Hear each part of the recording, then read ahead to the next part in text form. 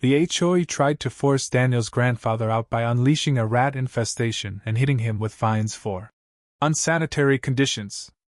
Leading the charge was Mrs. Larson, a woman obsessed with power over reason. But Daniel knew if they wanted to play dirty, he could play dirtier. Wait until you hear how their scheme backfired in the most jaw-dropping way. Daniel never planned to move in with his grandfather, Arthur, in a sleepy suburban neighborhood where HOA meetings felt like secret society gatherings. But life had other plans. Arthur, 82, was as stubborn as the oak trees in his backyard.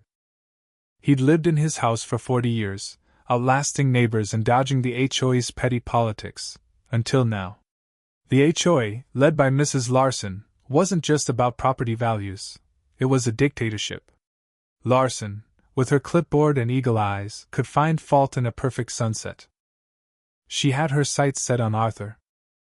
It started small: fines for unapproved flower colors, grass too long by a fraction, a slightly tilted mailbox. Arthur laughed it off. I was here before she knew what an HOA was, he grumbled over coffee.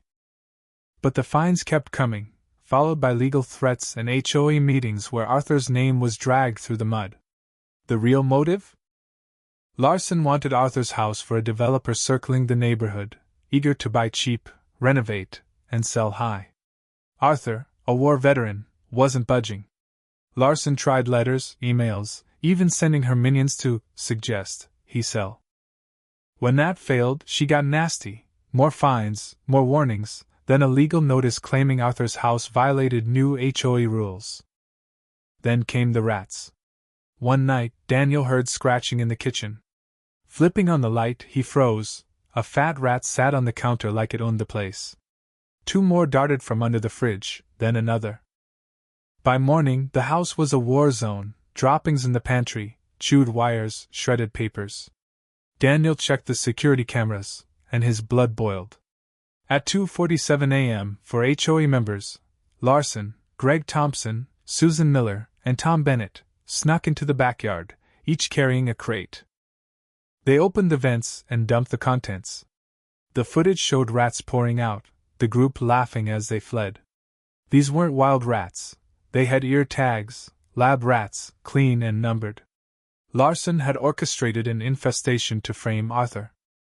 The next morning, a fresh HOA notice arrived. Unsanitary conditions, immediate action required, or face eviction. Daniel's vision blurred with rage. They thought they'd get away with it. They were wrong. Daniel wasn't one to back down. Growing up on Arthur's farm, he chased spiders, lizards, and snakes, creatures that sent others running. Snakes fascinated him most: patient, precise, powerful. Arthur taught him to respect, not fear, them. Now, with the stench of rat droppings in the air, Daniel knew how to fight back. He grabbed his keys and sped to an exotic pet store on the edge of town. The clerk, a scruffy guy scrolling his phone, barely looked up. I need snakes, Daniel said. A lot. Non-venomous, but scary. The clerk raised an eyebrow but led him to tanks of rat snakes, corn snakes, and king snakes, harmless but terrifying to most. Daniel bought as many as he could, loading the writhing containers into his truck. This wasn't just revenge, it was a message. Under the cover of night, Daniel moved like a shadow, hood up, gloves on. Larson's house was first: manicured hedges, glowing porch lights, cameras everywhere. But Daniel knew the blind spots. He pried open a vent, tipped the bag, and watched the snakes slither inside.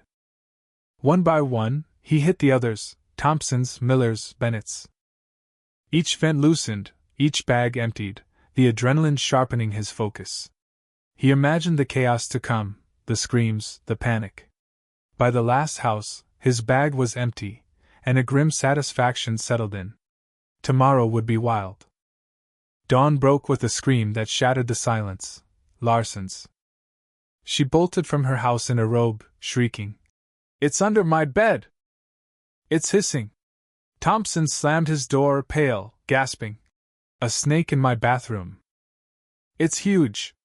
Miller hopped on one foot, shaking a slipper, screaming, "It was in my shoe." Bennett stormed out with a shovel, spotted a snake, and hurled the tool, missing spectacularly before sprinting away. The neighborhood, usually a picture of HOA enforced perfection, erupted. Neighbors filmed, whispered, "Snakes? Someone did this on purpose." Daniel sipped coffee on Arthur's porch, smirking. Perfect. By noon, police cars and an animal control van clogged the streets.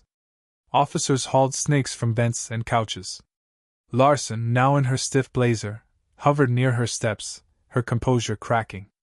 The crowd buzzed, some amused, others alarmed. Then Mr. Carter, a weary board member, snapped. "We need to stop this," he said, glaring at Larson. "The rats, Larson. We tried to drive Arthur out, and now look, snakes in our homes."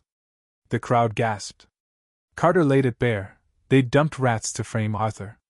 Larson's face tightened. "We did what we had to," she hissed. But the board fractured. Carter quit, followed by Miller, Thompson, and others. The neighborhood turned on Larson. The HOA meeting was a showdown. The community center buzzed with tension, every chair filled, residents standing against the walls. Larson sat rigid, knuckles white, facing a trial. Whispers swirled. "She's done! You can't run a place like this forever." The vote to remove her was a formality. One by one, hands rose, board members, residents, even her former allies. The tally was red, Larson was out. Her eyes flashed with fear, then fury. She shoved her chair back, screeching, "You'll pay for this!" But no one flinched. Her power was gone. She stormed out, the door slamming behind her. Daniel leaned back, a satisfied grin spreading. Game over. A month later, the neighborhood was peaceful. No more fines, no more threats. Arthur sat on his porch, coffee in hand, looking lighter than he had in years. A new HOA board, focused on fairness, replaced Larson's regime.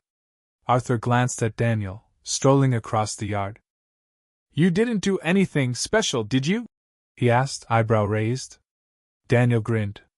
"Just let nature balance things out, Grandpa." Arthur chuckled, letting it go. Some things were better left unsaid. Was Daniel's snake stunt justice or chaos? Did the HOA deserve it, or did he go too far? Drop your thoughts in the comments. Share your take on pranks and revenge in relationships. Where's the line? Hit that like button, subscribe, and ring the bell for more wild stories. Let's keep the debate going.